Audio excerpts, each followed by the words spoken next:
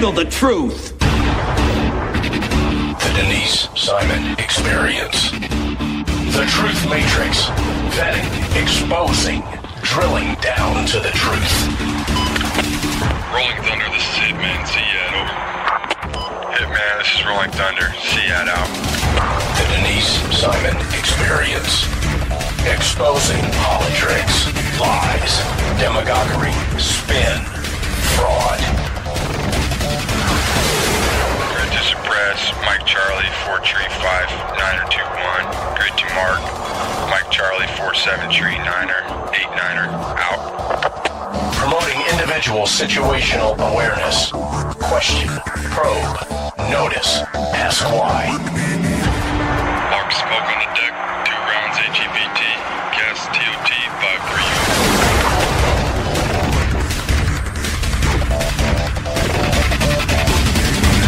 And now, the Denise Simon Experience. And welcome, ladies and gentlemen, to the Denise Simon Experience. Got a great fellow with us on this first segment, Jay Dobyns. You guys may have heard of Jay.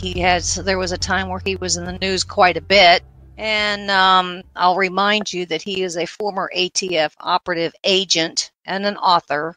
And I'm so pleased to be able to have Jay with us. We've got a lot of things we need to cover. So, Jay, welcome to the Denise Simon Experience. Thank you for having me, and welcome to your audience as well. I think you have added a whole new definition to the term "to hell and back." Would that be a fair statement? Well, yeah, I don't know how new it is. I'm not sure that everything that happened to me hasn't been recycled or happened to other people. I brought attention to it, but yeah, it's been a little bit nutty. Well, let's start on the positive stuff before we go to the nutty stuff. You've got two operations or two organizations that you're a very big part of, and one is Heartbeat for Africa and the other is SAVE. Would you describe for us Heartbeat for Africa? Yeah, Heartbeat for Africa is an organization that tries to help orphaned kids in Africa. Specifically, they're very focused in Ghana. And what I found firsthand is that there's orphaned and abandoned kids across the world. We have them here in the United States, and as sad and as unfortunate that is, there's somewhat of an infrastructure here to take care of them. It may not be adequate. It needs to be improved. All those things I agree with. But, man, you go over there, the culture there, when kids are orphaned, the culture abandons them. There's no one in the village that takes them in. There's not relatives that take them in. They're actually kicked out because they can't, another family can't afford or is not able to absorb them because it's another mouth to feed, and they simply can't do it. Like bloodlines and family, it doesn't overlap. It's not that they don't have the compassion, it's just they don't have the capacity. And these kids, like, literally pick through the garbage of an already desolate community. They walk for miles to drink water that me or you in the United States, we wouldn't dump the water they drink on a plant in our front yard. That's how disgusting it is. They fight disease. They have war, and they're babies who are alone on the street.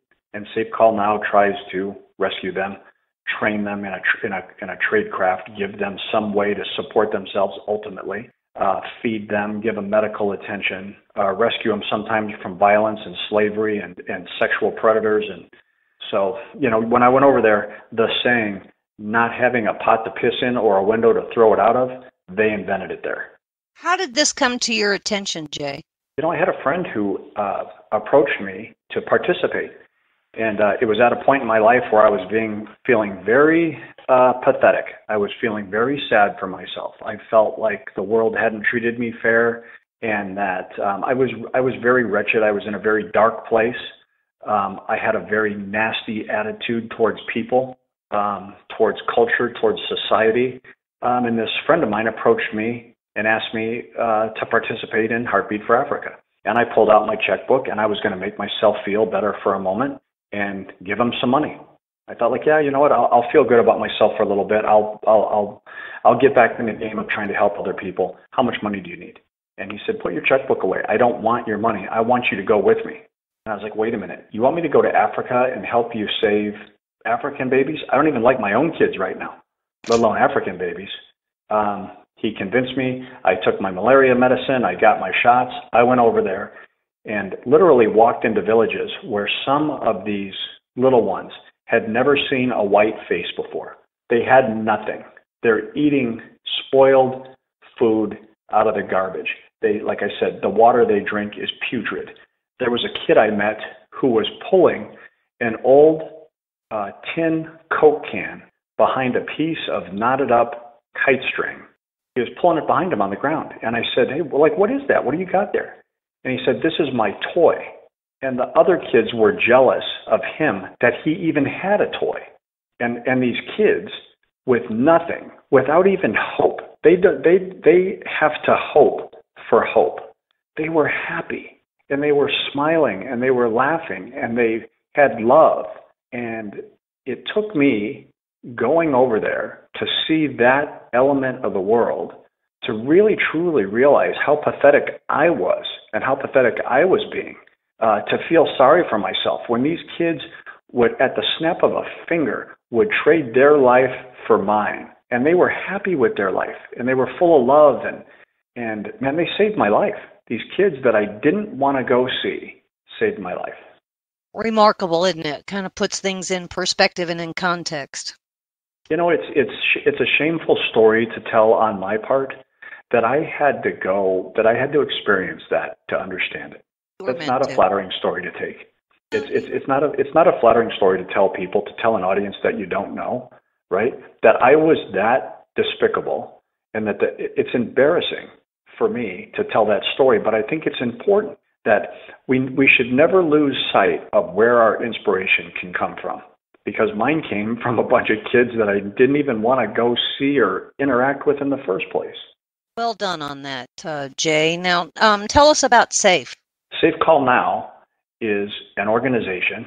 It is a hotline for first responders whose lives are in peril.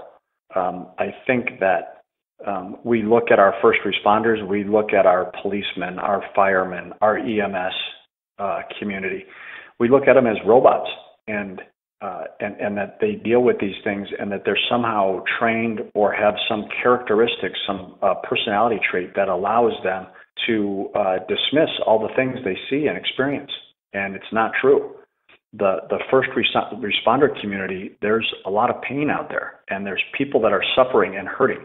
And they go to work every day, their alarm clock goes off, they put their feet on the ground, and they go out to serve the greater good and to take care of us in our communities. And they're personally suffering and they're in pain, which leads to the use and misuse of alcohol, of drugs. It leads to depression. What they see creates huge amounts of PTSD. We look at the PTSD, post-traumatic stress disorder, which I prefer to call it an injury. Post-traumatic stress injury. We look at those things and it accumulates on these people. They look for sometimes reasons to mask that or cover it or hide it or temporarily escape it. Then next thing you know, they're in over their head and they have a drinking problem. They have a substance abuse problem. They have severe depression. They have these post-traumatic injuries that they're not capable of dealing with themselves. That community sometimes looks down on people that are suffering from that as a sign of weakness. And the Safe Call Now hotline gives those people a resource to find help, to find counseling, to find treatment. The suicide rate in the law enforcement, fire, EMS, first responder community is epidemic. It's epidemic because people who are suffering feel there's nowhere to turn and there's nowhere to go. And Safe Call Now provides them like a viable solution. Like, you're not alone. It's okay to feel like this. It's normal in many cases. Let us help you find the ways to deal with it and recover and not only save your career or your family, but save your life. Well, thank you for recognizing that, Jay, and taking a step to that, because I don't think that enough attention is placed on first responders by a long stretch. They're either celebrated for their heroism or they're demonized by criminals and by those that don't feel that there should be a consequence to any kind of bad behavior. And then you have those in the middle that are trying very hard to do their best and kind of get caught up in there's never been a time in our history than right now where it's more difficult to be a policeman. Indeed, indeed, that's right. It's really the attitudes and the views of society on law enforcement, coupled with the resistance, and from some areas, from some elements, the encouragement to resist authority, to not comply with orders, to not comply with instructions, and then you put a policeman in the middle of those situations and tell them to figure it out instantly, life and death decisions. And then you think that ultimately doesn't accumulate on someone? Come on, man. These people they're still human beings. And even the profession itself brainwashes us to believe we're supposed to be above all that. And it completely dismisses the human factor, that all these people that are experiencing this have real emotions, real feelings, really real reactions. And it's like I said, man, the suicide rate in the first responder community it's epidemic in our country, and we don't want to recognize it. We don't want to acknowledge it. We don't want to talk about it because it goes against everything that we have been led to believe about our first responder community. They're supposed to be bigger and tougher and stronger than that, and they're supposed to be able to absorb it all and keep going to work every day. Very, very difficult to do. And for not a lot of pay, unless they work overtime. Well, I think there's no one who ever took a badge or a gun or decided to drag a fire hose or decided to go rescue people from car accidents who did it for the money. Right. Just like I equate it to our teachers, the teacher community. No one becomes a teacher for the money. No one does it thinking that they're going to become rich or famous. They have another element of their character that takes them into that profession. Every cop I've known, fireman, teacher, EMS person, these people that serve the greater good and try to improve our community, every single one of them I've personally come to know could have done something different with their life and put more money in their bank account. They could have had a bigger house, a better car, a second house, easier time putting their kids through school, easier time paying their bills, all those things that come with a more financially secure job. They chose their profession for a reason other than themselves. And that in itself is beautiful. And you know that personally, having worked at ATF, because when your work at ATF was a very dark world, and you took risks, I would say, beyond the normal risk that anybody could ever possibly describe. And well, that was ultimately part of my personal downfall. Part of what ultimately drew me to Safe Call Now, and part of what ultimately drew me to Heartbeat for Africa, is that I was hyper risk aggressive. I did not have the ability to say no. When operations or cases were presented that no one else wanted to touch, that no one else wanted to take, I would always raise my hand and say, I'll try. I don't know if I can do it, but I will try. And risk and safety was never part of my equation. And that's not a healthy place to be. So when I look at the big picture of the things that happened to me, I almost have to start with myself and the blame. There's other things, other factors, other people who came into play. But a lot of what happened to me, I did to myself through my own hyper-aggressive, risk-aggressive attitude. Well, Jay, it's kind of like in the military then in some cases, if they say, if not me, then who? Because some of this work has to be done, right? Well, I agree. And I've said that many times. And not just like focusing this statement on Jay Dobyns, but on the people in that community. If not me, who's going to go confront this? Who's going to go confront the violence in our communities? Is your neighbor going to do it, or your dentist going to do it, or the guy that repairs your car, or the people that landscape your house? Who is going to do it if there's not an element of society that raises their hand and says, I will go do this for you? I always viewed the fact that my agency, my country, my community, awarded me a badge and a gun and then said, go keep me safe. That was a huge honor for me. And I took it very personal to stand up for the people in my community who either couldn't or wouldn't stand up for themselves against the predators who were trying to take advantage of them. I loved that. I loved going to work every day. Even on the bad days, I loved my job. Until such time things kind of got twisted and sideways, right? Well, what happens a lot of times in organizations, not just in government, in business, but it seems to happen maybe more frequently in government, is that people become power corrupt. And in that power corruption, they become threatened and insecure and passive aggressive, and all kinds of things take place with certain types of people or certain types of character traits. And so ultimately that's what happened to me, is that I had people who were insecure. In essence, they had a badge and a gun, but they were cowards.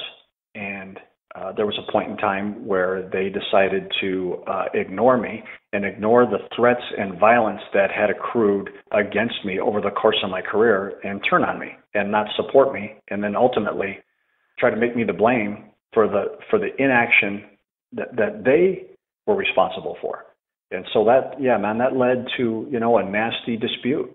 Well, yeah, I mean, you had to deal with, some of the corruption at the higher levels, higher ranks of the ATF, and certainly the Department of Justice. But I would say some of those people, saw you that you function in a dark world. You did what you had to do, but they also wanted to kind of keep you in that dark world. They made you part of that dark world and turned against you. Would that be overstating it? No, I think that's, almost word for word. Over the course of my career and through some of the investigations I participated in, I began to receive death and violence threats. At one point, I had 4 international crime syndicates holding murder contracts on me. There were threats to videotape the gang rape of my wife and make me watch it before they killed me. There were threats to locate my daughter, who was then a teenager, and torture her. There was intercepted letters that were saying, hey, if you want to hurt this guy, you don't need to put a bullet in him. Snatch his kid off the school bus.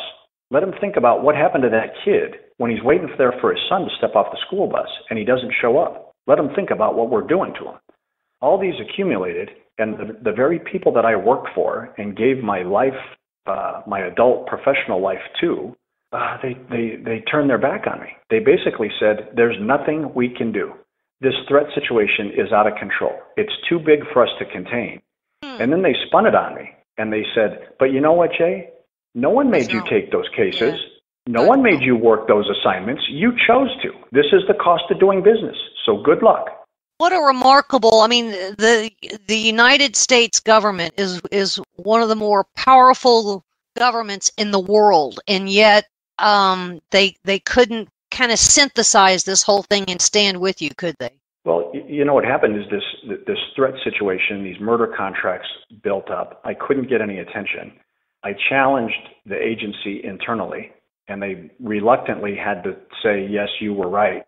But that created a huge desire for retaliation and payback for calling them out. When I did that, they removed all my cover documentation, all the things that hid where my house was, that disguised my vehicles, all those things that were in place for my safety. They maliciously removed those. 3 months later, with the location of my residence now available through open source information, my house was burned to the ground. Everything I lost, everything I owned was lost. And I still was trying to find the silver lining. I said, okay, this is a tragic event, but they are not going to be able to ignore the threats I'm facing and the threats my family are facing anymore, because it was just a blatant, open assassination attempt, this arson of my house. And they did. Instead, the same people who removed my cover documents and exposed me tried to build a case to frame me as the arsonist. They tried to frame me as someone who was willing to murder his own family by fire. And then that's when I ultimately had enough, filed a lawsuit, took them to federal court, won in federal court, but as we're experiencing now with the FBI and DOJ immediately appealed the case, appealed the victory, and I don't understand why they think they're going to win an appeal with all the facts and evidence on my side, but I can't make sense of a lot of things that are going on right now in our government. Me nor the listeners can either. I mean, we kind of sit back here with our arms crossed watching some of these news items, and we certainly shake our heads that this really can't be happening. And when I started off, whether you do or do not support the president, I don't have a feeling one way or the other towards that. I don't judge people on their politics or their opinions. I try to be open to everybody's ideas. Mm-hmm. But what is happening to the president at DOJ and the FBI, the same things happen to me. I just don't have a voice. I don't have any influence. I'm just a little guy who got buried by the machine. I don't have the ability to draw any attention to it. But the exact same things, the exact same treatment, the exact same corruption that's now being unveiled with regards to the treatment of the president, I went through all that like years before. You got 2 books, right? I do. Tell us, you got about 2.5 minutes, so tell us about your 2 books. Sure. I wrote, the first book I wrote is called No Angel, My Harrowing Undercover Journey to the Inner Circle of the Hells Angels, which is a memoir of being the first law enforcement officer to infiltrate the Hells Angels motorcycle gang. I wrote a follow-up book to that, which is called Catching Hell, A True Story of Abandonment and Betrayal, which is the prequel and sequel to the No Angel book. It tells how I led up to the No Angel or Hells Angels investigation, and then it tells these things that we just talked about that took place after the investigation: the corruption, the betrayal, the abandonment. And they're both easy to find. Just go into Amazon. Just Google No Angel or Catching Hell or J. Dobyns on Amazon, and you can find them.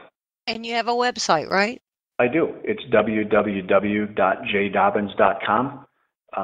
I do law enforcement training. I do some public speaking. I've been involved in the entertainment industry, and so there's some various tabs on the website that kind of let anybody who's interested in inquiring know where I'm at, what I do, how I do it, all those things. I'm gonna ask you this question as we come to a close.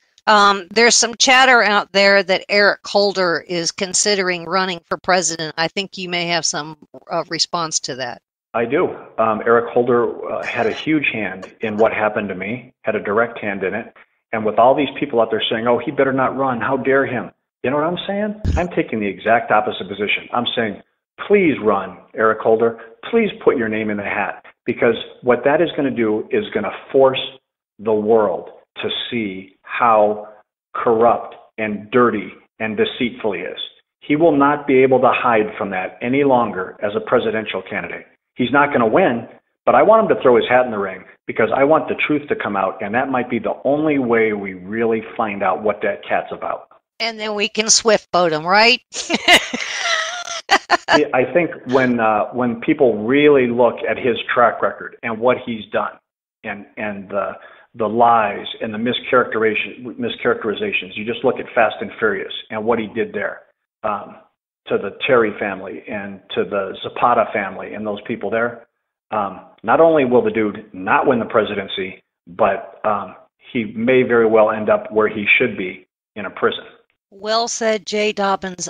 Thanks for being here on the Denise Simon Experience. And I'm going to tap you on the shoulder to come back because there's much more that we need to cover. And thanks for all your work and serving us as we needed to be served. Very kind, Denise. Thank you for having me. It's been my honor. All right, ladies and gentlemen, more coming your way.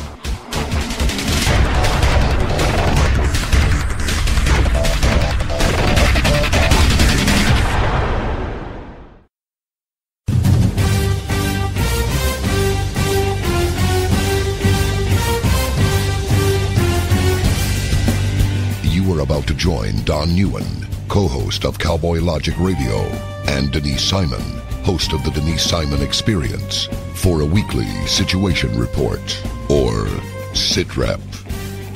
18 hours a day, Denise Simon lives her life as an intel analyst. 18 hours a day, Don Newen lives his life in the world of rock and roll.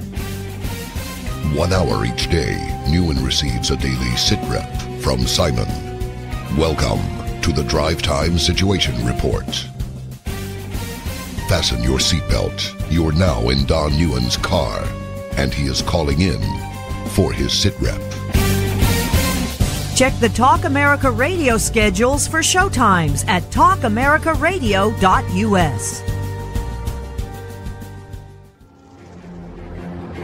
Let me talk to you, black people. When you vote for blacks and put them in office under the banner of the Democrat Party, please explain to me what black people get as a result.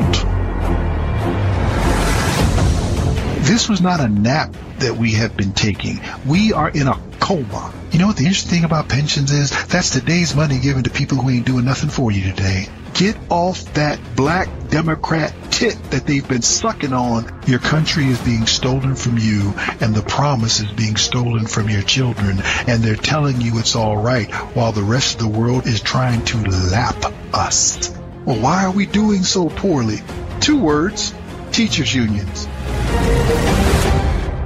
Are you kidding me?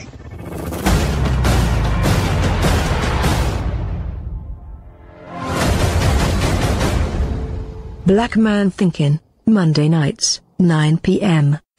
Hi, this is Donna Fiducia, co-host of Cowboy Logic Radio. For 28 years, I was in the mainstream media, most recently as an anchor at the Fox News Channel. No more. Ladies and gentlemen, the mainstream media has completely failed the American people. Radio networks like Talk America Radio will not fail you. Radio shows like Cowboy Logic Radio will not fail you. Check out the entire roster of over 60 weekly radio shows by visiting talkamericaradio.us. That's talkamericaradio.us.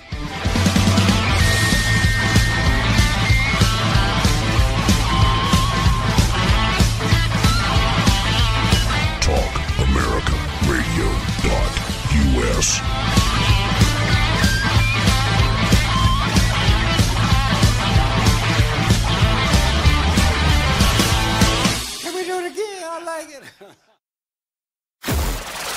KTA Digital Dallas.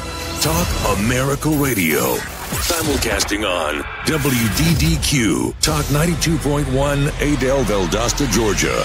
And WJHC, Talk 107.5, Jasper, Florida.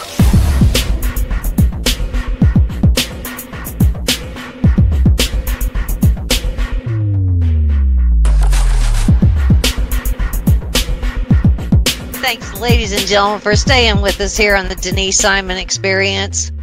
I have the real honor of having Dr. Samuel Mitcham with us. I love historians because I always want to be hanging around people that know more than I do. And somebody who's written more than 40 books, and it's appeared on the History Channel and the British Broadcasting Network, and I might say was even an Army helicopter pilot in Vietnam, puts me in a class where I really don't belong. So, Dr. Mitcham, thanks for being with us here on the Denise Simon Experience. Well, thank you for having me. I'm going to kind of start off with a weird question, or maybe even a statement for you, and that is, I have this vision because of your new book, Vicksburg, that you are going to be standing in front of the gates at the Vicksburg National Park and setting the Park Service straight on General Pemberton. Do I see you standing there handing out leaflets to correct the record? Well, that's a good part of what this book was about. I had 2 main missions, I suppose. I wanted to kind of help rehabilitate General Pemberton's reputation, and secondly, to let people know what the lower level people went through: privates, civilians, ladies, people trying to survive in caves and eating horrible food, and not complaining. There was no whining. They had a petition laid in the siege. A couple of people drafted, calling on General Pemberton to surrender.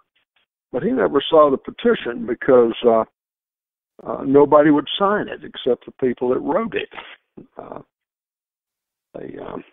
Matter of fact, a lady had sewed up General Bowen's uniform, and 3 or 4 days later, he was instrumental in getting the Army to surrender, since he and Grant were personal friends.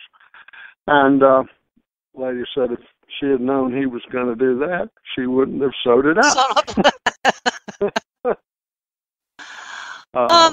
Dr. Mitcham, let me ask you this question, because it's the civil. There's two wars that really seem to have an awful lot of a fan base, and one is the Civil War, and the other one is World War II.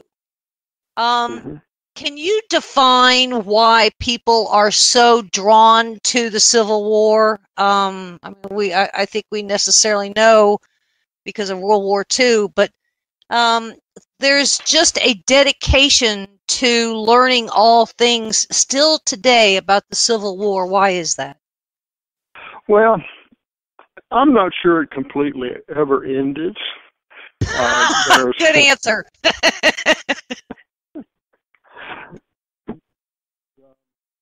Size of the Mason-Dixon line. Precisely right. I moved to Florida from Georgia, and I heard something about that pretty much every day. But there are Civil War reenactments. There are great museums and parks, and they are just loaded. It just really doesn't kind of matter. As the years go by, as the decades go by, there is still a continuing thread of loyalty to learn all about and participate in all things Civil War. It's kind of remarkable. So your book is really doing that reader base, that fan base, a service. Would you agree? I hope so. That's part of it. Although, to be honest, I don't think it was a Civil War. Every other military academy I know of throughout the world defines a Civil War as a struggle between two or more factions for control of the government, which our war was not.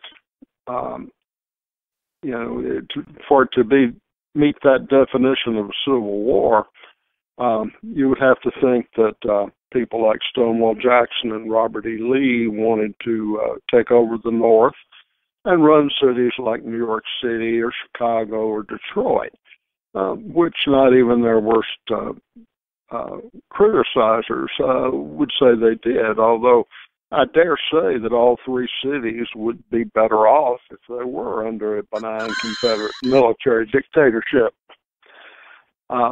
It didn't meet the international definition of a Civil War. The Army sort of had to twist things to make a definition of a Civil War that this actually fit. But the Lincoln administration wanted to at least neutralize the moral ground there, so they called it a Civil War. Actually, if you call it what it really was, I would call it the War of Southern Self-Determination. Because if it's good enough for Bosnia and Herzegovina, why isn't it good enough for Alabama and Mississippi? Interesting. Yes. I like that. Yeah, good. Well, that's just my take on things. So your new book, Vicksburg, it actually concentrates on General Pemberton. So you're really kind of correcting the record here. So you're rehabilitating, or you're addressing his reputation, his legacy. Why is that so important, Dr. Mitcham?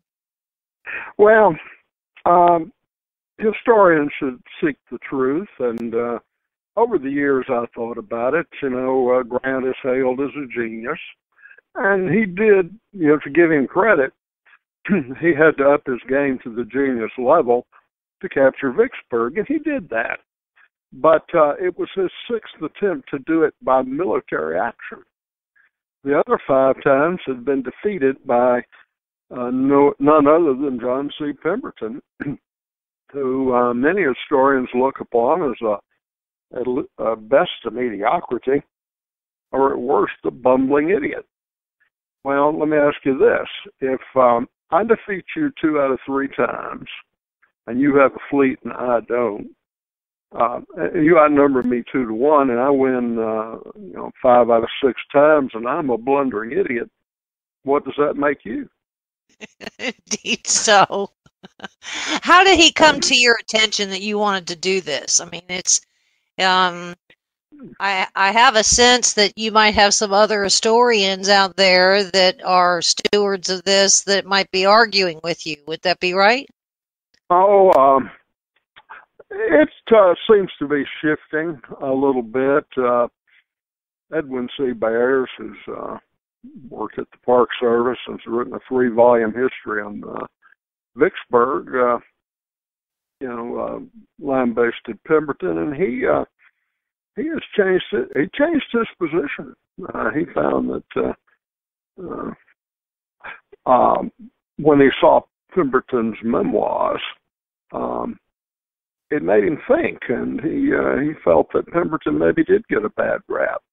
You see, the problem was the commander of the Southern forces in the West was General Joseph E. Johnston, who took away Pemberton's cavalry. And on the last campaign, Pemberton was as blind at Vicksburg as Lee was at Gettysburg, with similar results, disaster. But Johnston was very slow, but he was very quick to get his memoirs published after the war. He was the first one to the press, and he attacked Jefferson Davis and Pemberton. And Pemberton wrote his own report and sent it to the editors of the official records of the War of the Rebellion. That's 128 volumes. And they didn't use it, and it disappeared. Oh. And it reemerged in a Cincinnati flea market in 1999. No joke. No kidding. And I don't know where it went, what happened to it, and I don't think anyone else does. But it was 150 handwritten pages, and he corrected the record. Johnston didn't confine himself to the truth in his memoirs. He was trying to make Johnston look good. Pemberton documented it. And I think he did get a bad rap.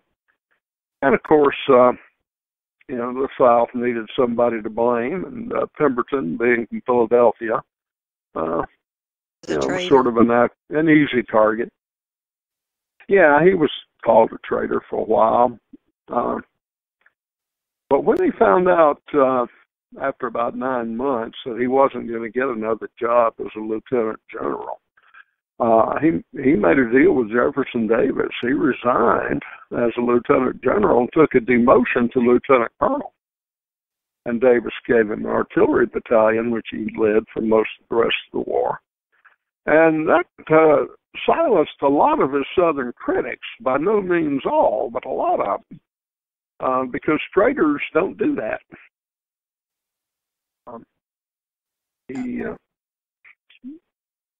And generally, go ahead.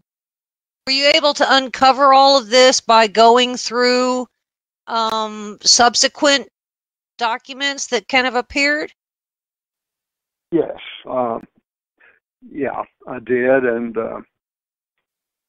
also, there's a very good library that nobody seems to know about. It's in the old Courthouse Museum at Vicksburg. And it has a lot of memoirs, diaries, letters from participants. It was just a wealth of things. And that was a lot of fun to use. I found the diary of a real interesting lady, a little off the subject from your question, but her name was Elizabeth Meade Ingram. And she was running the plantation while her husband was off at war. The South called those women Old Miss. That may be where the name of the university came from. Yeah. There's a dispute there. But without them, the Southern war economy would have collapsed long before the military did. And she talked about the Yankees who looted her plantation. They stayed at her place for days because it was opulent, and one of the Union generals made his headquarters there and found a couple of 5-gallon barrels of whiskey. He took that, and they took everything. And the interesting thing about her is she was the older sister of George Gordon Meade, the Union commander at the Battle of Gettysburg. Wow. And, that was kind of startling because she was such a Southern partisan and never mentioned her brother, but found out that they were related. She was older and had been raised in Philadelphia and married a man that was a banker, and the National Bank sent him to Port Gibson, Mississippi, which was much more important then than it is now. And she wrote a great diary. I wish she hadn't stopped it. Her last son, she had 3. One died before the war, and the other 2 were killed in the war. When her last son died, she didn't learn about it for a month, but when she did, she noted that and stopped her diary, which is a shame. How did, Dr. Mitcham, how did General Pemberton's, I guess, reputation come to your attention that you felt like you needed to correct the record? Well, I've always been a student of Civil War history, and Vicksburg's only 70 miles from here. So I just decided I'd visit the park a lot, and heard a lot of interesting stories about Vicksburg, and I just decided to take off from there. There was one interesting story you might enjoy. I didn't put it in the book. It wasn't directly relevant, and I haven't verified it, but I'm pretty sure it's true. The Cairo was a gunboat which has been unearthed and reconstructed and is on display at Vicksburg. It was the first boat sunk by an electronically detonated mine. And they put it out in the national park, and the kids, first day, kids were playing on it. They were swinging from the guns and all this, and, as children will do. And a member of the Sons of Confederate Veterans came up to the park officials and said this was a warship on a war mission. Have you checked to see that those cannons were emptied? Oh. Because... And they hadn't really thought about that, so they took the ramrod. Yeah. And they stuck it down one of the cannons, and it didn't go down far enough. So they closed the display for a while. I don't know how you would empty a cannon like that. And back in the day, they set off the charge, and that did it, but you couldn't do that now. Seen a picture of it. It's quite an interesting looking craft. Yeah, it really was, wasn't it? They all were. Rather bizarre. It almost looks like a very contemporary type Navy vessel today. Wouldn't you agree? Well, to me it looks like a squished box on top of a large pancake. But funny thing, nobody was even injured when the mine went off below it, and it was 2 5-pound jugs of black powder. It lifted it completely out of the water. Oh my Lord! But nobody was hurt, but it knocked a big hole in it, and It sank in 15 minutes. Everybody managed to abandon ship. But, Dr. Mitchell, when you're doing this research and you're looking at diaries and letters and, records and those kinds of things, how often do you stumble across something that you had virtually no expectation of finding that kind of maybe even would change your objective a little bit? It happens.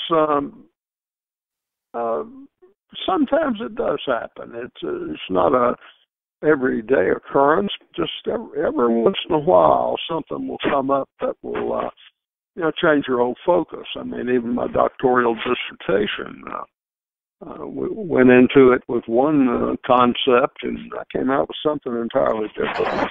I was going to ask that. Yeah, it was Southwest Louisiana rice region. It was said to have been founded by Midwesterners, but I found the people who were mainly responsible were land speculators. But some of them were Cajun, some of them were Midwesterners.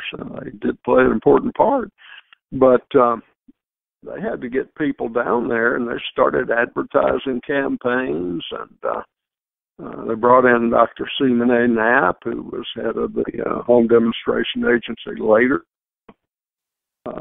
They even gave free farms to Midwesterners for a year, and all they had to promise to do was do their best, and they made enough money in the first year producing rice to pay for the farm. Wow. And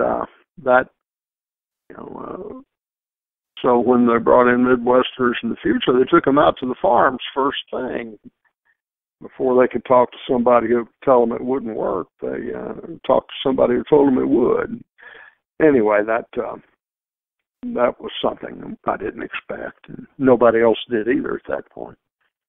Dr. Mitchell, why was Vicksburg the key to the Civil War? Vicksburg was a key because it held the two pieces of the Confederacy together. The Confederacy was split by the Mississippi River, but the Yankees had to have Vicksburg. There were economic reasons. You'll hear some people say the war was all about slavery. Well, that's not true. There were serious economic components, and that's true of virtually any war has its economic components. Many of them were all about wealth. The Midwesterners needed to get their products to market, and water transportation even today is the cheapest form, and it was the cheapest form back then. Well, with the Confederacy holding the Mississippi, they couldn't get their wheat and corn and stuff to market unless they used railroads. The railroads were big corporations who charged a lot more, and when they lost the competition, they became even more profit-oriented. They increased the prices, and it created a regional recession or depression, depending on who you talk to, in the Midwest. Farms were failing, and Lincoln, being the president, the president always gets the blame or the credit for the economy. That hasn't changed, and he felt he had to get those products to market, and also the South could use the Trans-Mississippi to break the blockade. I mean, Union blockade was very effective against southern ports. But what if you could take your ships to Mexico under British flag, which the Union couldn't do anything about at all, put them on wagon trains in Mexico, carry them through Texas, Louisiana, Mississippi, and on to the Army of Northern Virginia if it needed something. And the only way to stop that was control of the Mississippi River. And Vicksburg was so important because it's on 200-foot bluffs. And in those days, of course, the Mississippi has changed channels since then. But on those days, the Mississippi River made a hair turn right in front of Vicksburg. So the ships had to slow down underneath huge Confederate guns. A ironclad could get through most of the time, but regular transport ships could not. Well, I commend you, for the work that you did on this book. It looks like, you've got 50 or 60 pages of notes and bibliographies and citations in here. So I would say it's well sourced, and, for someone who wants to, go back and kind of correct the record and to, clean up a legacy and make sure that things are in context and in fact, I think is noble work. Well, thank you. Well, yeah, and I would like to hear some kind of a debate sometime with when you get into some of those that you may have with some other historians on the key of being Vicksburg and certainly the legacy of General Pemberton. Maybe we can get you on C-SPAN to do that on book reviews. Yeah, that would be fun. That would be fun. One other thing I want to mention is a good part of the book deals with the people of Vicksburg in the caves and the Confederate soldier just trying to survive. Can you imagine lying in a trench in under the Mississippi sun, 100 degrees every day, covered in lice, not able to stretch or move your limbs about, and having to eat?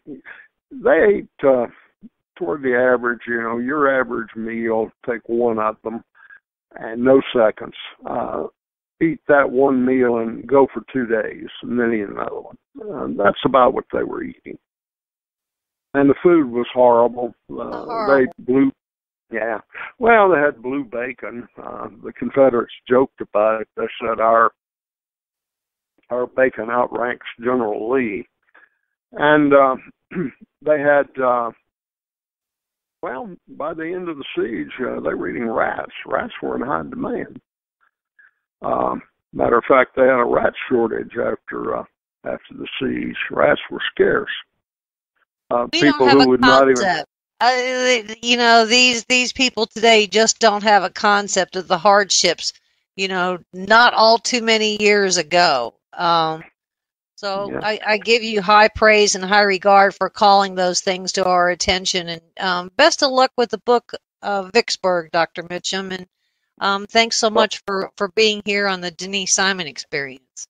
Well, I certainly enjoyed it. I was going to mention the rats were in the public market selling for $3.50. Oh! Yeah. And the average Confederate soldier made $11 a month. So one rat would cost the equivalent of 2 weeks' pay by the end of the siege. That's how hungry they were. All right. Thank you, Dr. Mitcham. And ladies and gentlemen, more coming your way, so stay with us.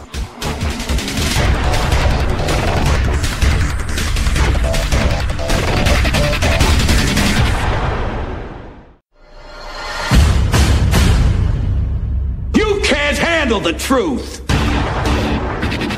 The Denise Simon Experience. The Truth Matrix. Vetting, exposing, drilling down to the truth. Rolling Thunder, this is Hitman. Seat over. Hitman, this is Rolling Thunder. Seat out. The Denise Simon Experience. Exposing politics, lies, demagoguery, spin, fraud. Grid to suppress. Mike Charlie, 4 tree 5, 9er 2-1. Grid to mark. Mike Charlie, 4-7 tree 9er, 8-9er, out. Promoting individual situational awareness. Question, probe, notice, ask why. Mark smoke on the deck, 2 rounds AGPT, cast TOT 5-3.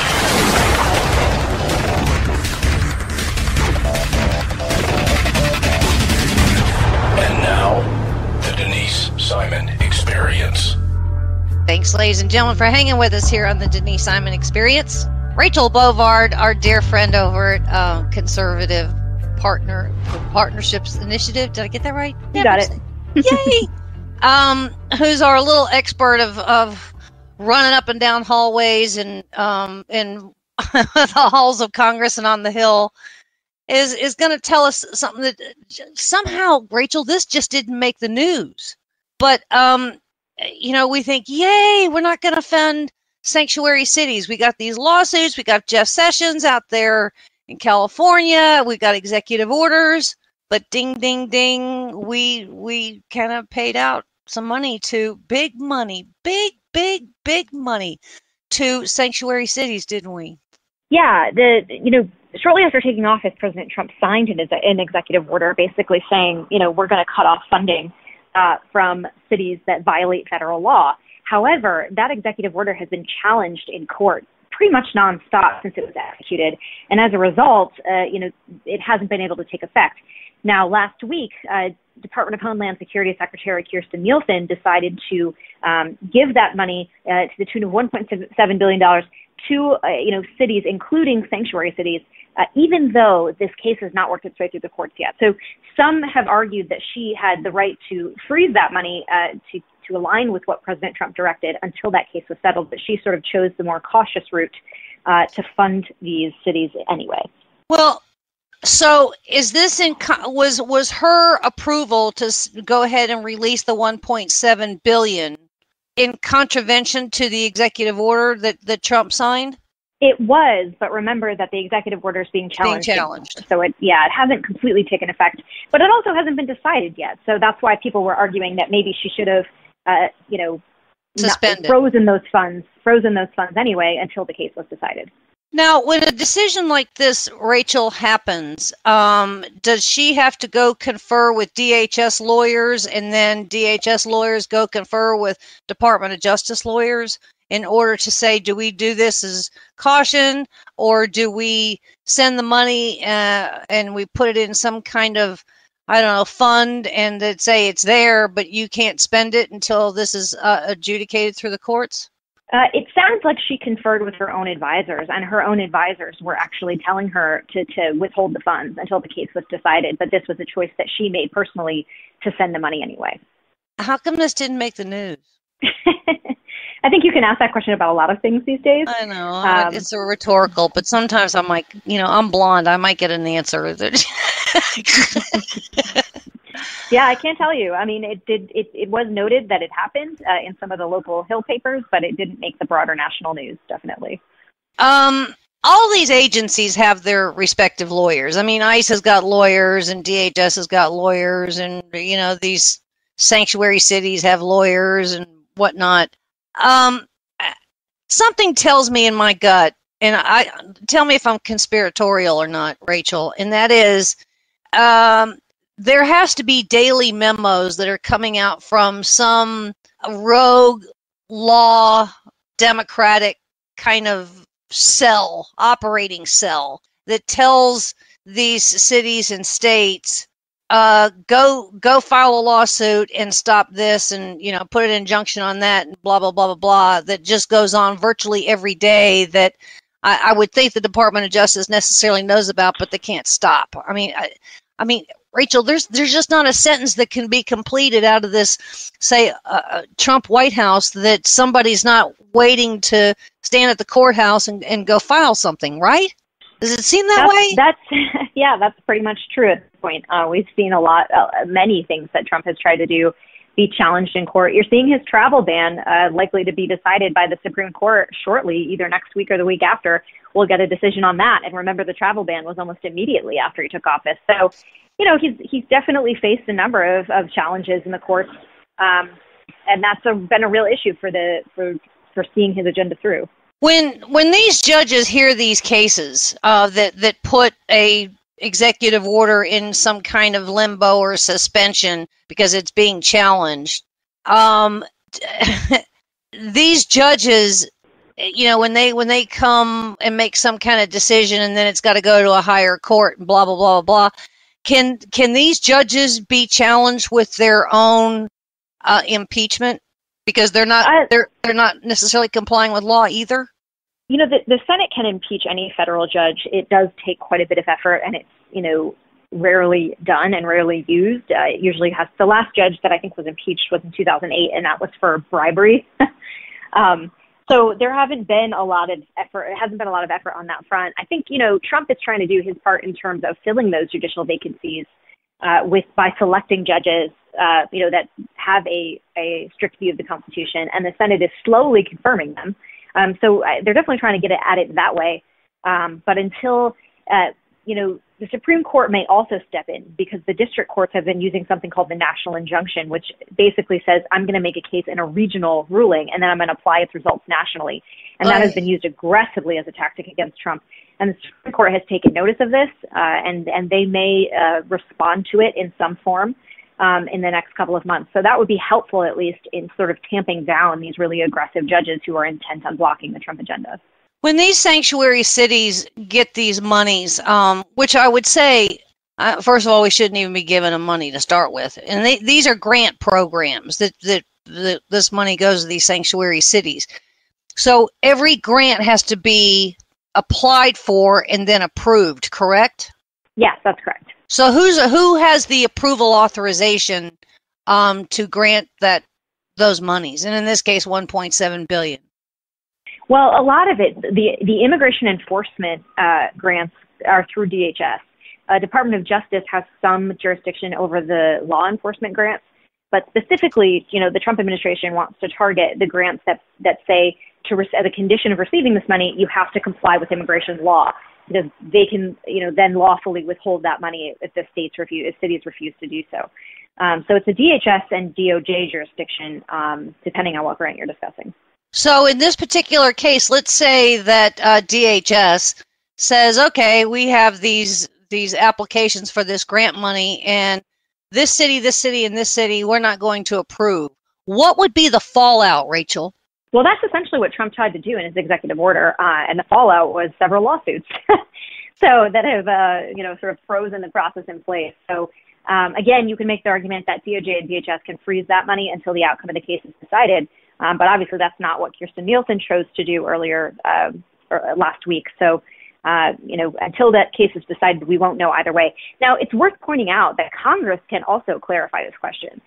Congress can insert itself and say, you know, we are not going to be sending these funds to cities that do X. They missed an opportunity to do this in March when they passed that huge spending bill. They'll have another opportunity to do it this go around. They have to pass their spending bills by September 30th. Mm-hmm. So they have a chance to address this question, and it would really sort of render all of these questions moot at this point if Congress was the one that weighed in. Because the executive has a lot of authority to regulate and enforce immigration law, but they cannot create immigration law.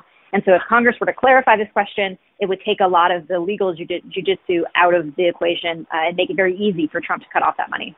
Is there a chance, I mean, I don't know, I know I haven't read the text and maybe you have, but in some of these spending bills that have left the House, and, you know, what do we have, 500 and some odd bills that are sitting over on McConnell's desk to go through the system, which is the reason that he suspended part of their August vacation. Is some of that possibly in there under appropriations, that they've stopped the appropriations or they've held up the appropriations to DHS that is earmarked for these sanctuary cities? So the text of those bills have not been made available yet. Oh. But the key thing is, you have to allow members to amend it, because there are a number of members in the House that are not on the Appropriations Committee that would, in fact, offer an amendment to do that. But if they're not given a chance to amend the bill, then, you know, we won't have a chance. It's the same idea of what happened in March when you had that $1.3 trillion spending bill. All of the, you know, conservatives complained that spending bill did not address sanctuary cities. It did not defund Planned Parenthood. It didn't do a lot of things. And members that had amendments to do those things were blocked. So it goes back to this question of, you know, the bill text is one thing, but allowing amendments is another. You can try and get your priorities in that way, but we have to have an open process to do so. I have this vision of some of these members, you know, the Bratts or the Jordans or somebody else. They have this document in front of them. They just want to just throw it up in the air and let, 5,000 pages just sort of follow the. I mean, don't you have this vision that the frustration is? stand on the House floor and say, we demand this and we demand this now. Why aren't they being more aggressive, more assertive? Well, I think, in fact, they are. I mean, Thomas Massey, who's a Republican from Kentucky, did a big interview about this very issue. He did it with Conservative Review. And he basically made this case. He said, look, I brought my amendment to the Rules Committee, and they blocked it, and this is not acceptable. And he was very public about it. And so, but at the end of the day, a single House member does not have the authority to shut down the process like a single senator does. So they're sort of left to their own devices in that regard.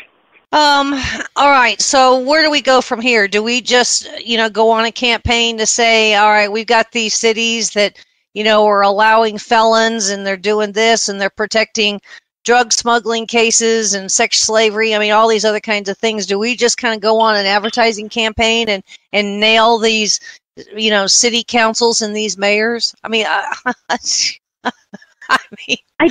we're just kind of running out of options. Yeah, I do think pointing out how absurd it is, continues to sort of beat the drum on why this issue needs to be addressed. Like, I think the Oakland mayor's actions earlier this year to actually warn illegal aliens, some of whom were criminals, that ICE was preparing a raid was, shocked the conscience of a lot of people. Center for Immigration Studies did a review and came to the conclusion that since 2014, sanctuary jurisdictions have allowed 10,000 criminal illegal aliens to avoid incarceration. That's something that puts the country at risk. And this is not, just a sort of conservative Republican issue. This is a safety issue for the entire country. So I think continuing to bang the drum on that issue is going to help it maintain in the public eye. And also the absurdity of it. I think, not cooperating with the federal government in sex slavery cases. I mean, this is absurd. This is criminal. I think we need a documentary, to really show, I mean, truly, that, I'm sure the HBOs wouldn't pick it up, but I mean, some kind of, media network would. I mean, when you really show how bad things are. And I mean, to shame, say, the Oakland mayor just doesn't seem to be enough, does it? No, I think that's right. She is, fundraising off the fact that she basically very publicly violated the law, and she doesn't think she's done anything wrong. And that is, I think that's why DOJ, as far as I know, is contemplating whether or not they can charge her with certain federal offenses for doing that. I don't know. This Department of Justice here just seems to have an awful lot of, good lawyers and powerful abilities, and I just don't see that it's happening. I don't see these solicitor generals just becoming as pit bulls as we hear that Andrew Weissman is over in the Mueller team. Do you?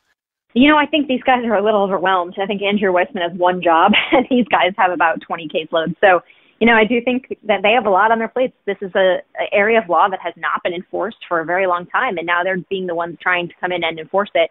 And it's a yeoman's task, I think, to a strong degree. All right. So where do you think we're going to go on this whole DACA issue? Well, it sounds like it's about to be a live fire exercise in the House of Representatives. They nearly have the signatures necessary to compel 4 votes on amnesty in the House. And the Republican conference has a 2-hour meeting tomorrow to sort of hash out how they want to deal with it. So we're going to see something on immigration. We just don't know what it is. And we need to hope and pray that it's not the Republican House passing amnesty. Aren't you standing behind somebody's curtains in somebody's office and listening in on some of these discussions? Not always the case. It's totally what it used to be, but I do try to get some good information to get to y'all because it's very important. Well, look, if you just kind of look at the title, deferred action. Okay, so you're deferring it to some later date. Plus, it had an expiration date to it, and we seem to kind of be rolling out this deferred action thing. Are we really afraid to have this vote on these 4, bills in the House, or do we just avoid it altogether? It's unclear, I think, the route they're going to take at this point. But, if they get enough signatures on this petition, which I think they're like 2 away from doing so, then it automatically discharges, and it's like a domino effect, and you can't stop it. So I think we're at a very critical juncture on how that's going to go. And I think the next 2 days will be critical in determining the fate of that effort. some of these signatures, can they be taken off? I mean, were they there because of the the elections yesterday? On this jungle kind of whole nonsense that went on in California and some of these others. I mean, was that the reason that some of these signatures are there? And then can some of these signatures come off? The member can remove themselves if they choose to do that. None of them have currently, and I don't know that they're honestly facing that much pressure to do so. To be honest, if a conservative was trying to do this, I think the pressure would be immense. But these are moderate Republicans, so they get a pass. Are there fights in the hallways? I mean, I really just see that somebody ought to be walking around with T-shirts that says on the back, lawless cities just got $1.7 billion, and they ought to virtually just be walking up and down, the halls of Congress and up and down the streets of Washington, D.C. every single day. That's not small change, $1.7 billion. Is that an annual number, Rachel, or is that some kind of a, quarterly number? I believe that's for the life of the grant, which I think some of them are a year or 2 years. But keep in mind, this is for a lot of jurisdictions, not just sanctuary jurisdictions, but they are among the jurisdictions that receive it. Is this number 300 sanctuary jurisdictions an accurate number? I mean, I see things that's, it's 200, it's 500. Is that number somewhat accurate? I believe so. That number comes from the Center for Immigration Studies, and they tend to be pretty accurate in their assessments. Is there some kind of congressional law? I mean, is there some law that happened that actually labeled these cities sanctuaries? That part can be undone too? No, there is no official designation for a sanctuary city. It's sort of a colloquial term for any city that just decides, any jurisdiction. They're not just cities; they're counties, states that refuse to cooperate with federal immigration law. So that's sort of a term of art that policymakers use to describe them, but there's no official designation. But then we also have non-government agencies, if you will, churches and some of these other organizations that are approved by HHS/DHS to walk in cadence with these sanctuary cities agendas, correct? Why are we, is that part of do they get paid in that 1.7 billion? Not as far as I know. These are, in respect to what the funding is, it's very specific funding going to local law enforcement for the purpose of immigration enforcement and just law enforcement in general. And so you can ask the question, why are we giving them this money when they're not following the law? But, that's a question for policymakers. Well, is there a chance in the Senate that someone's going to introduce something here to kind of convolute some kind of language on these 500 bills that might have some kind of an effect on these grants that are going to these sanctuary cities? I mean, that's the hope. The hope is that they have an appropriations process that's amenable to these considerations, that ideally it would have it in the base text of the bill, but if not, they allow someone to add it as an amendment. And that is, again, Mitch McConnell's call. There's no one controlling that process except for him. Is this part of the reason that the Trump White House and Trump was a little angry at a little Miss Kirsten, the Secretary of Homeland Security? Yeah, he has, been concerned that she is not being more aggressive on his agenda from her post at DHS. Obviously, that's a lot of internal sort of back and forth, but I think this is another area where he is a little bit frustrated with her actions. I wonder if she's long for this job. Yeah. I mean, that's speculation at this point, but it's the Trump White House, so who knows what will happen. What do you need for us to do out here? Do we need to be making some phone calls? Do we need to be calling local, even media if we can't, the congressional office is one thing, but what if we start complaining on a local basis? Would that help? Yeah, I think for anyone who cares about the rule of law and border sovereignty on immigration, this is a critical time to be engaged. You have sanctuary cities getting funded, and you have the House literally about to pass amnesty out of a Republican House. It's a critical time to be engaged, whether it's by calling your member of Congress or talking to your local news media. Whatever it is, there needs to be some attention put on this, and it's only us that's going to do it. So if you care about it, now is the time to engage. When we get to this cockamamie thing here, that we have these signatures to have it go ahead, that are getting so close. Can that be delayed at all? Can that be delayed until the Supreme Court comes back with some rulings on the Trump executive order? No, unfortunately, the rules of the House say if you get enough signatures on this petition, it automatically moves forward. It's kind of like a series of dominoes, and there's nothing you can really do to stop it. So that's what the House is getting together to address tomorrow, how to potentially stop those last two signatures from happening. But if they get, that's why this is so serious. If they get those signatures, this thing moves like a train, barreling through the House, and there's going to be votes on amnesty. Who initiated this petition? Jeff Denham, a Republican from California, and Will Hurd, a Republican from Texas, are in sort of leading this effort. They're two moderates. What is their purpose? Do we know? They're frustrated that the House has not acted on immigration. They want to be a little bit more lenient. They want to provide a pathway to citizenship for DACA recipients, and they're frustrated the House has not acted on this. So this is their way of forcing action and an attempt to force an outcome that would be favorable to them. I'm almost speechless, and I think the listeners are too. I mean, it's almost like there's such a push-pull within the Republican Party, within Congress, within court rooms and judges and legislatures and agencies.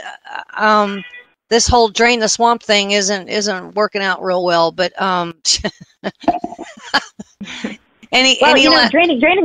draining the swamp takes more than just the president. It takes him having all of his nominees in place. It takes Congress, willing to implement his agenda. So Trump is doing a lot. He's doing quite a bit, but he needs help, and he needs it from Congress, and he's not getting it.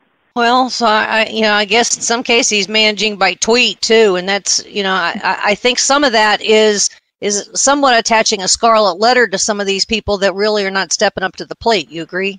No, I think he hasn't been shy about calling them out, and that's unfortunately what he may need to do in order to get them to pay attention. Well, ladies and gentlemen, give a big round of applause to Rachel Bovard, and if you get a chance, trot on over to American AM Greatness, which is American Greatness, amgreatness.com. There's a very interesting article there about this $1.7 billion.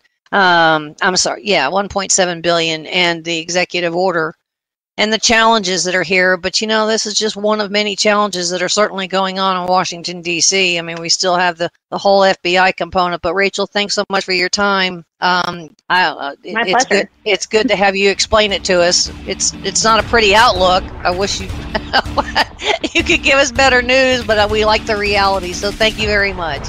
Yes, of course. Anytime. All right, ladies and gentlemen, more coming your way. So stay with us.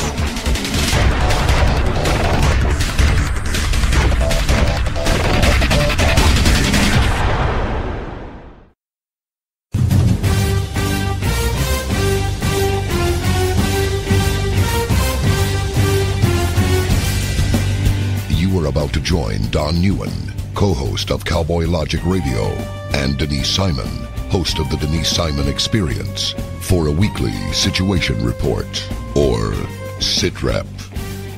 18 hours a day, Denise Simon lives her life as an intel analyst. 18 hours a day, Don Newen lives his life in the world of rock and roll. 1 hour each day, Newen receives a daily SITREP from Simon. Welcome to the Drive Time Situation Report. Fasten your seatbelt. You're now in Don Newen's car, and he is calling in for his SITREP. Check the Talk America Radio schedules for showtimes at talkamericaradio.us. Let me talk to you, black people. When you vote for blacks and put them in office under the banner of the Democrat Party, please explain to me what black people get as a result.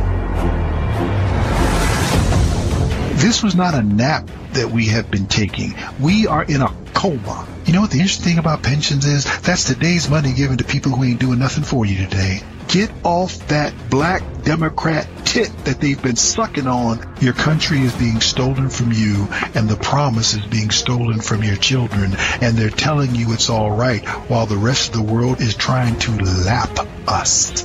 Well, why are we doing so poorly? 2 words: teachers' unions. Are you kidding me?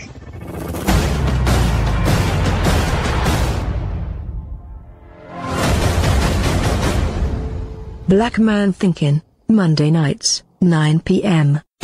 Hi, this is Donna Fiducia, co-host of Cowboy Logic Radio. For 28 years, I was in the mainstream media, most recently as an anchor at the Fox News Channel. No more. Ladies and gentlemen, the mainstream media has completely failed the American people.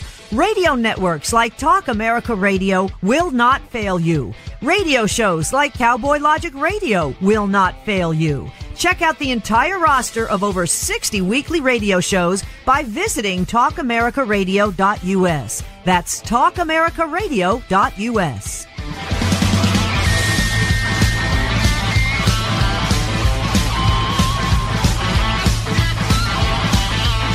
TalkAmericaRadio.us.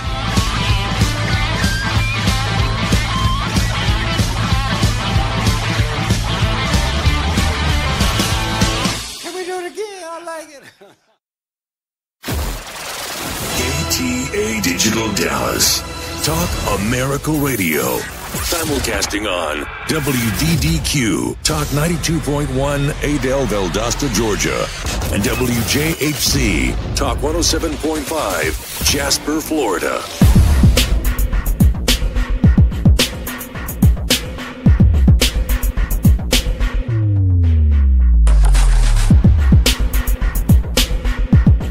And thanks so much, ladies and gentlemen, for hanging with us here on the Denise Simon Experience as we're coming into our final segment here. I got double teamed, and I'm so happy to be double teamed because then the listeners don't have to just put up with me. But I've got the distinct pleasure of having Bill Myers with us and Angela Hunt, and they have just published a great book, and something that. Certainly a topic that goes a long way that I think everybody's should be a reader, and that book is When God Happens, which you can find on Amazon, by the way. And so, welcome to Bill and Angela, both successful authors. Very happy to talk about this subject. Oh, thanks. It's great to be here. Our pleasure. And I'm going to just I'm just throw the questions out, and then you guys just take it from there. But I would say, who needs to read this book? Is anybody exempt? Of course not. Everybody should read this book. Well, at least the people that need to know God loves them and is intimately involved with their life, yeah. Yeah. Absolutely. And isn't that everybody? Boy, that's why we wrote it, isn't it? Mm-hmm. Yeah, we really wanted to, don't get us wrong, the Bible is the book, but so many people keep God trapped inside the Bible, and they don't let him get out and do what he loves to do, and that's get involved in people's lives. So Angie and I put our heads together and thought, why don't we do something that shows God active today? And that's really how the birth of the book came about. Yeah, and we keep saying we wrote it. We really didn't write it. We compiled it and edited it, but these are stories written by real people about miraculous, and I mean capital M, miraculous, ways that God has worked in their lives. Just amazing stories. And yet, so many people are not too sure they want to even begin to admit that. Otherwise, your book would be 1 billion pages, wouldn't it? That's true. It was interesting. As we were researching and talking to folks that we didn't even know had experienced miracles, they're sort of shy about it. I guess they're afraid that they'll be committed somewhere. Really? Well, what an easy commitment to have. That's true. There are always people that cool things happen in their lives, and they just accept it and kind of move on, and then feel like somehow they were deserved of that to happen, whatever it may be, and they're not really being introspective on that particular event and looked at, maybe it was some kind of reward, maybe it was something that they committed to. They're not asking deeper questions. Is there some kind of fear, Bill and Angela, that is there, that they're afraid of some attachment that is intangible? Boy, that's a great question. I think there's a fear of God. I think because we can never quite get him figured out. We have the love part down, but he's pretty creative, and I think if we can't control him, we get a little nervous. So they just chalk it up to luck instead of any kind of, intervention, divine intervention. It's just luck, or I did that on my own, or somebody else helped me out, and they anything but Jesus. Yeah, exactly. And there is no such thing as an angel, right? Right. Yeah. What's your take on that, Angie? Well, I think people find it easier to believe in aliens than God sometimes. I agree with you. I mean, really, and it's kind of the same thing. You know how sometimes they say, I have no experience with this personally, but they'll say that people who have alien abduction stories don't want to talk about it because they're embarrassed or thought that they worry that people will think they're just nuts. And I think it's the same way when God has supernaturally worked in someone's life, especially if this person is not a believer at the time that it happens, because they know something happened that broke the laws of time and space and nature. And if they're skeptical or agnostic or even atheistic, then how do they credit that? It has to be something. So they will give credit to anything and everything except the supernatural God who created them and loves them and yearns to have a relationship with them. And we saw that in at least one story comes to my mind, Peggy's story. This was a woman who was looking in all the wrong places, and God suddenly showed up in her life and just wrecked her. Emotionally, she's sobbing and really experiencing the love of God, and it was the love of God that drew her to God. And I think sometimes, I think all the time, God initiates with some act of love, some act of compassion that draws his children back to him. Bill and Angela, there's such history here. Why? I mean, it's remarkable to me that people can deny tribes and I would say cultures that have always found, maybe it's a tangible icon, but I mean, they're worshiping something, and at least that's a good thing. And yet you have all of these other deniers that I mean, we've got thousands and thousands of years here that shows that the hand is there, and you've done these collection of stories.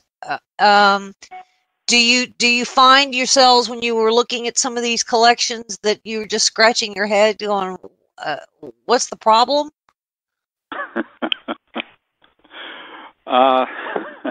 Yeah, well, that's sort of been where we've both lived, I think, for decades. Is we look all around and see God's activity, and we just marvel at the hoops people have to jump through to prove that he doesn't exist, to prove that he's not deeply in love with his creation. There's something that's referred to in the book called human reasoning. What is that? Human reasoning is mankind's tendency to place himself at the top, at the apex of existence. That, we humans are masters of our own domain, of our own fate. We are, we are products of evolution, and we are the fittest because we've survived for all these millions of years. And we stubbornly refuse to see that we are creatures who were created by a supernatural, eternal being who yearns to have a relationship with us because he loves us, and at the same time he holds our lives in his hands and our world in his grasp, and everything that happens, the beautiful trees we see outside, the firmament, the skies, the weather, everything comes about because of God. He's the one who created it. He holds it all together. I can tell you a way that he worked just this morning, and I was just sitting here sort of quietly chuckling. I was on my way out to Home Depot, had completely forgotten about this radio interview, and before I went out, I was picking up my purse and getting ready to go out the door, and I stopped for 1 minute at my computer, and it said, radio interview, 3 minutes. And I went, oh, my goodness. Thank you, Lord, because, if I had not paused, I would have been gone. But the point is, I didn't stop. God stopped me. He made it so that things would work out that way, and I would see it, and I would stop, and I'm here on the phone talking about this book to people who need to know about it. Yeah. Yay! And in the book, the miracles that we write, or that we edited, that we worked on, are even more powerful than that. Oh, much. We have one where the unborn baby was pronounced dead, but they continued the delivery, and to the doctors and the medical staff's amazement, the child came back to life. In fact, on the medical papers, the diagnosis or prognosis or whatever was miracle. So we have. I think my favorite of the stories is Skip. Skip is a pastor, and was having a really blue day. He was not feeling good about anything, particularly his own faith. And he gets a call to go to a hospital, and this is not what he's feeling good to do. And they ask him to pray over this fellow who is in ICU, who's most likely in his last hours. And so he goes through the motions, certainly not feeling any sort of yippee faith, but he does it. And then shortly thereafter, he gets a call from the folks saying, it's a miracle. The person that you prayed over is up and about, and he's going to live. So particularly the ones that are really confirmed like that are the stories that excite us. But the ones that excite me the most are the ones that say, I had nothing to do with it. I just showed up in obedience, and God did the heavy lifting. Do you find in these collections of stories that these people have found some kind of new peace that they didn't expect that they would necessarily have once they recognized, the hand of the Almighty? Yes, they do. I think experiencing something like this makes you more aware from that point on. We also looked for stories, and when the people wrote them up, we said, tell us what happened exactly, truthfully, accurately, but also tell us how this miracle that happened, how it affects you today. I mean, how were you changed as a person? And one couple who witnessed a fiery car accident on the side of the road, and they pulled over and tried to get the people out of the burning cars, and the people were trapped. And so Sherry, the wife, just shouted, "God, send angels." And the next thing you know, there were two strangers there who I reached think I in. know that story. Oh, it happened, I think, in Texas. I know that story. Yeah, and they pulled these people out of the car, and that night, Sherry and her husband went to the hospital because they had inhaled, the hot fumes, and so they needed some treatment. And the front of her, I think it was like a faux leather jacket, was melted from the heat. So anyway, they were coming out of the hospital, and they met this man on the street. I think he was asking them for money or something. And the husband just told them, it was on his mind, it was all he could think about, told them what had just happened. And that man ended up surrendering his life to Christ right then and there. So, yes, those things absolutely changed the people's lives. Yeah. And the flip side of that, and we use it as a cautionary note at the beginning of the book, is just because a person experiences a miracle doesn't mean that they're loved more than those of us that haven't. Good point. It's really important for folks to realize that when God does a miracle, it's not because he likes some person more than another or some person is more worthy. He's doing deeper things that we may not even know for decades inside us as far as character development and drawing people closer. So we want to make it really clear that if a person doesn't experience a miracle, it doesn't make them inferior. It just means God is constructing their soul in a different way. Very good point. There's the old cliche, he's a God-fearing man. And when you use that term, I think that definition has necessarily gotten misconstrued. Would that be right? Possibly. I guess it depends what you mean by fear, doesn't it? Yes. And so I would say that some of these people now that you have in this collection, when God happens, they understand the spirit of the definition of the term, while others haven't achieved that yet. Correct? I'd say that's probably fair to say, but I think it's important that people realize that to fear God is not always to quake in his presence, although I'm sure there are times when we need to quake in his presence. But most of the time, it's the way we feared our parents when we were being raised. We knew they loved us, but they gave us boundaries. We knew we would be chastised if we stepped outside those boundaries and got into trouble. So we loved our parents, we respected them, we feared them, but, all along we knew everything they did for us and to us and with us was for our good. Yeah, so it's more discipline than it is punishment, isn't it? Indeed. Mm-hmm. Mm-hmm.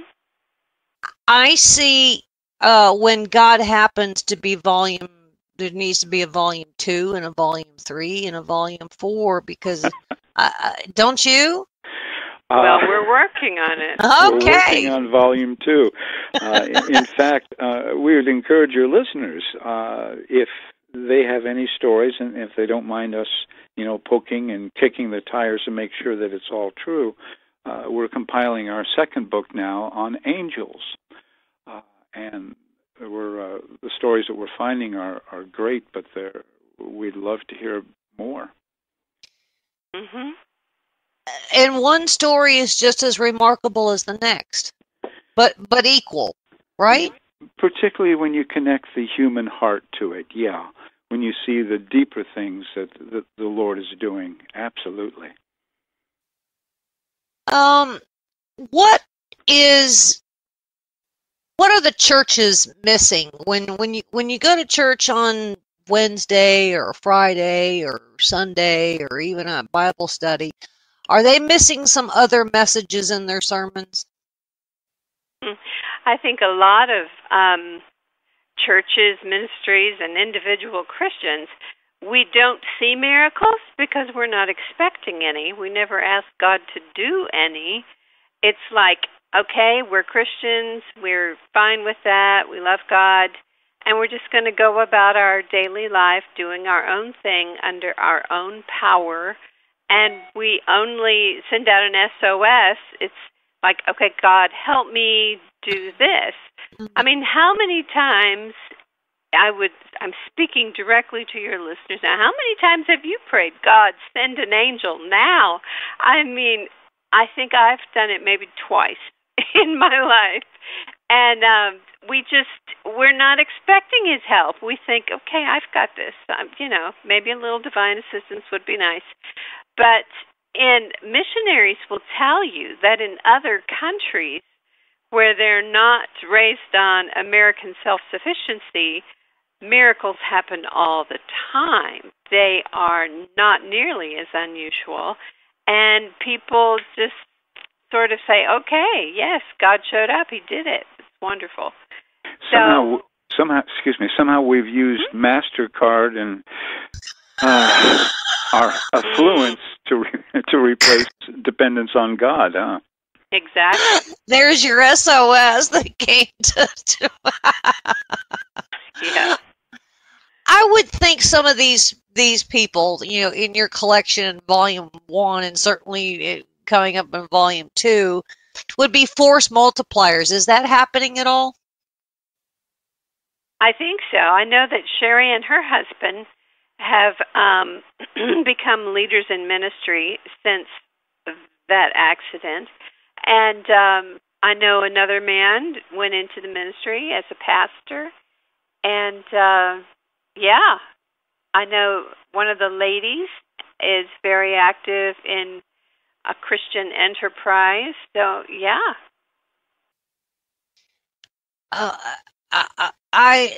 These stories, you hear some, every once in a while you hear something remarkable or somewhat of a miracle in the news, and we kind of sit back and kind of go, wow, when in fact they're probably happening hour by hour, everywhere across the globe, and none of us are really taking a bird's eye view at all of this and saying this is the work. And is that a problem? I mean, is that an issue where it's just exceptional and that's what we're supposed to embrace?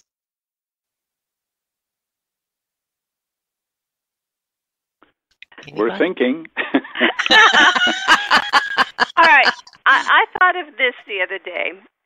You may have seen this. I saw this on Good Morning America. This man on his home video surveillance camera, he saw what looked to be an angel hovering above his truck. And so Bill and I had just started to compile these angel stories, and so I sent a message to Bill. I said, did you see this? Look, here's a picture. What do you think of this? And Bill wrote back and said, well, it's a little like the National Enquirer. And I wrote back, and I said, I know, it may be a moth, because that's what some skeptics were saying. I said, I think it depends on if the man needed an angel. Was there something going on in his life? Was it possible that there was an angel there to protect him, to do something, a specific?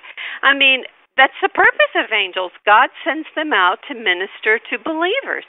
And so I said, there may be a story here, or it might be a moth. Let's just see if anything happens. So the beauty of that is again connecting it to the humanity. So it's not just God performing circus acts or angels, tap dancing. It's always connected with what God is doing in the soul of the person. It's much more than a superficial carnival. That's right. Miracles do not happen for our entertainment. God is not Barnum and Bailey, but angels have a sure agency. There's a purpose in their actions, and they do. And like I said, they minister to the saints, to believers. And so that's what we're searching for, stories that are real, have a purpose, and have changed the lives of the people that are involved in them. Well, indeed they have. And, I got to give both of you a big hat tip for, collecting these events and these stories and having the human connection with the people that were involved in them, because they were, life-changing for sure. And there's a lot of spirit, a lot of messaging in these, that it's a public service to be sharing them. Did I say that right? Well, I think so. I think so. And from our perspective, what a joy to be able to explore these things and to celebrate God in the midst of it. Absolutely. The Bible is filled with stories of miracles that happened ages and ages ago. Mm-hmm. We want to show that He's still working today. Oh, well said. Well, I think what you have done is produced a piece of work in when God happens, that everybody, they're feel-goods, and we don't have enough feel-good stories around us. We're always in some kind of, bad, environment. And we need to have these. We need to go, gee, that is so cool, to kind of carry us to the next moment and the next moment. So I want to congratulate both of you. I'm so pleased to be able to have this conversation, and so pleased that with the production of your book, When God Happens, True Stories of Modern Day Miracles.